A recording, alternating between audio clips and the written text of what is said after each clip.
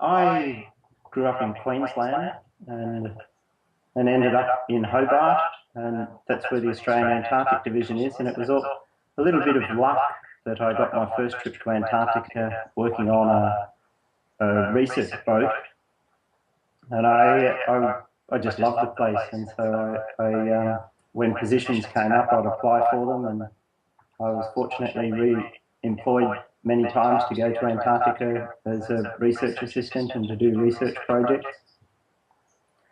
When the emperor penguin position came up, it was offered as a year in Antarctica studying emperor penguins, and it was just too good an opportunity to miss it. It's the pinnacle of what you can do as a field biologist, is to spend a year in Antarctica.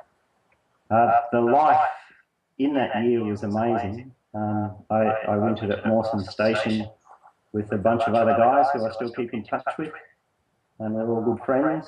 And I was based away from the station on the sea ice, about 50 kilometres from the station, or actually on a little island. I had what was like a sea container, and I lived in that, and each morning I'd hop on my quad bike, four-wheel motorbike, and drive out to the penguin colony. It was about 9 kilometres weaving between icebergs.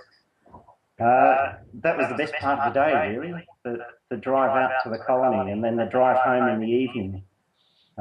It's hard to describe riding a motorbike around icebergs on a huge plain of sea ice with 600 metres of water below this 2 metres of ice you're riding on. But through the day, we'd be at the penguin colony, and that was hard work. It was stressful, but because I didn't like handling the penguins, I didn't like touching them.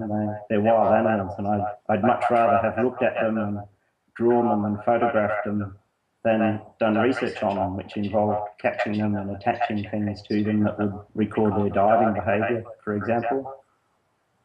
And then go back to the hut and cook up a meal and sit back and wait for the next day.